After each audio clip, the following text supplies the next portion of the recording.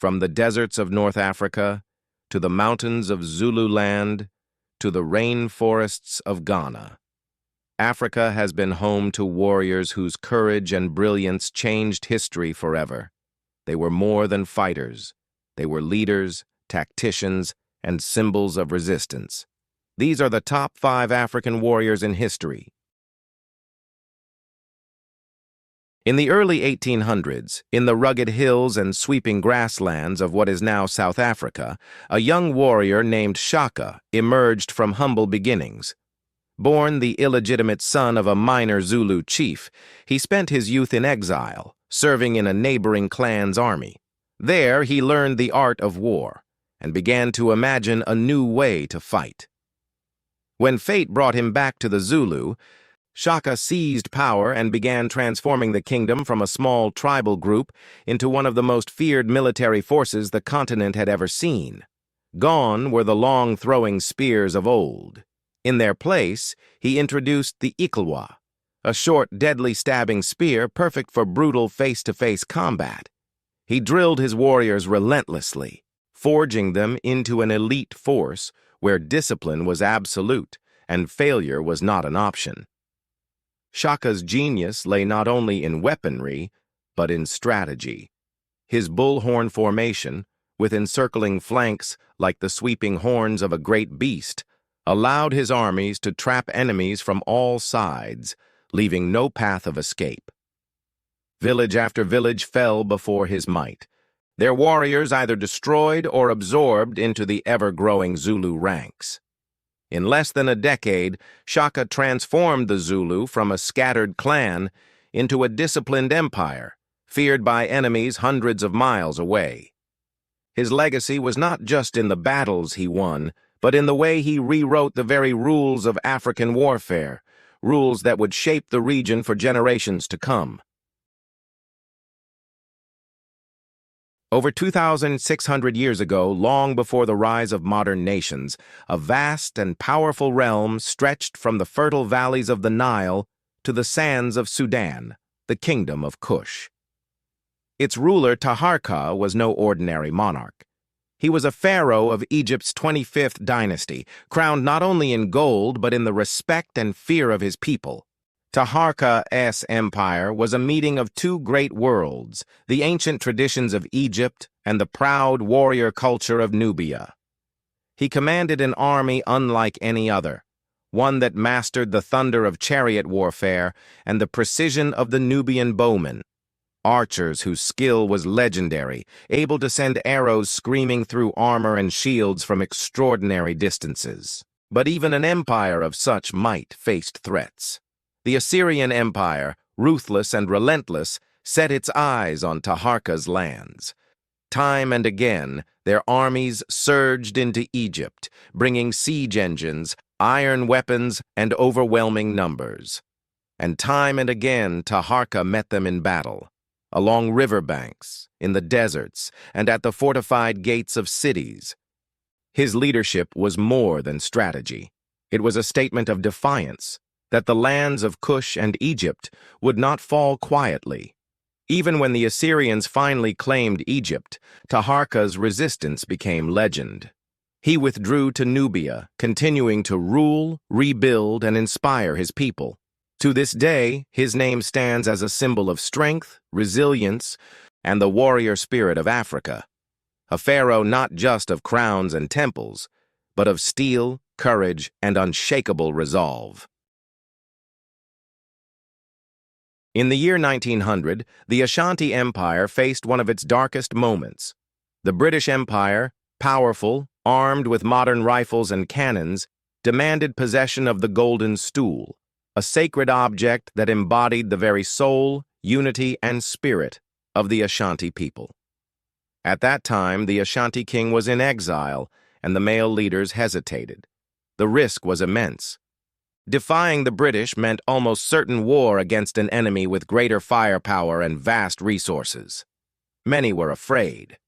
But then, one voice rose above the silence. Yaa Asantewaa, the Queen Mother of Ejisu, stepped forward, her eyes blazing with determination. She declared, "If you, the men of Ashanti, will not go forward, then we, the women, will." It was more than a challenge. It was a rallying cry. Under her leadership, the Ashanti rose in what became known as the War of the Golden Stool. In the dense rainforests of West Africa, Yaa Asantewa's fighters used the land to their advantage, ambushing British troops, cutting off supply lines, and striking with swift, unpredictable attacks. For months, they fought with unshakable courage, driven not by conquest, but by the duty to protect their heritage. Even when surrounded, even when British reinforcements poured in, Yaa Asantewaa refused to surrender. Eventually, she was captured and exiled, but her defiance did not die in chains. Her name became a symbol of resistance, a reminder that the will to defend one's people and culture can burn brighter than fear itself. Over a century later, Yaa Asantewaa is remembered not just as a queen, but as a warrior whose courage lit a fire that still inspires Africans and women around the world today. From the bustling, sunlit harbors of ancient Carthage, in what is now Tunisia, emerged a man whose very name would make the Roman Republic tremble: Hannibal Barca. Born into a family of warriors, Hannibal was the son of the great general Hannibal Barca, who fought Rome during the First Punic War. As a boy, Hannibal swore a sacred oath to his father that he would never rest until Rome was destroyed. In 218 BCE, he set out to fulfill that promise. Leading an army of 50,000 men, thousands of horses, and his most fearsome weapon, dozens of African war elephants, Hannibal undertook one of the most daring feats in military history, crossing the icy, treacherous Alps into Italy. The journey was brutal. Freezing winds, avalanches, and constant attacks from mountain tribes claimed the lives of many soldiers and beasts. Yet Hannibal's leadership never faltered, and what remained of his force emerged into Italy, battered but ready for war. Once there, Hannibal's genius unfolded on the battlefield. His strategies were unlike anything Rome had faced. He fought with speed, deception, and precision, striking where the enemy was weakest and vanishing before they could recover. At the Battle of Cannae, he orchestrated one of the most devastating defeats in Roman history. Facing a force nearly twice his size, Hannibal lured the Romans in, then encircled them completely, trapping and annihilating tens of thousands in a single day, a maneuver so perfect that it is still taught in military academies more than 2,000 years later. Though he would never march on Rome itself, Hannibal's campaigns bled the Republic for over a decade. Even his enemies respected him, acknowledging his brilliance as one of the greatest commanders to ever live. Hannibal Barca was more than a general. He was a master of the impossible, a warrior whose name still echoes as a warning in the halls of history. In the late 19th century, a storm was sweeping across Africa. European powers, armed with modern rifles, artillery, and unshakable ambition, were carving the continent into colonies. But in the rugged hills and sweeping plains of West Africa, one man refused to bow to the foreign tide: Samory Touré. Born in 1830 in the village of Miniambaladugu, Samory was once an ordinary trader.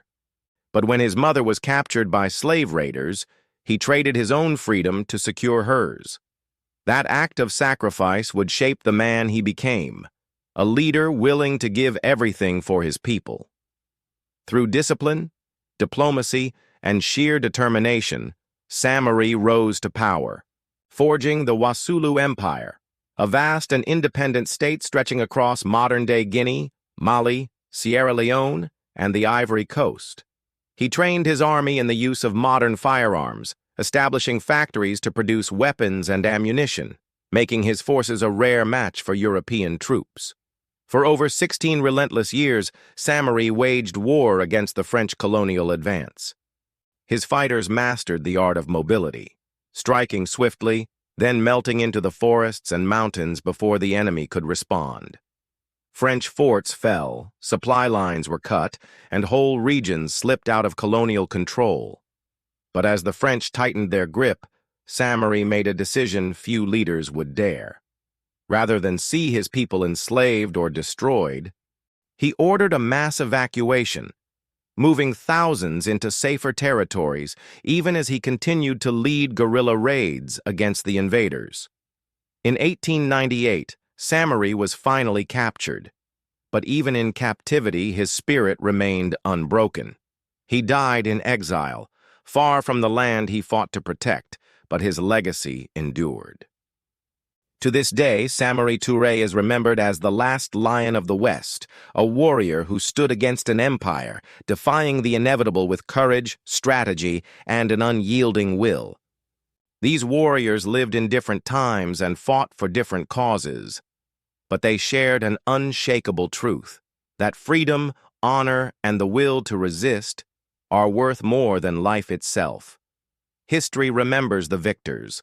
Legends remember the brave.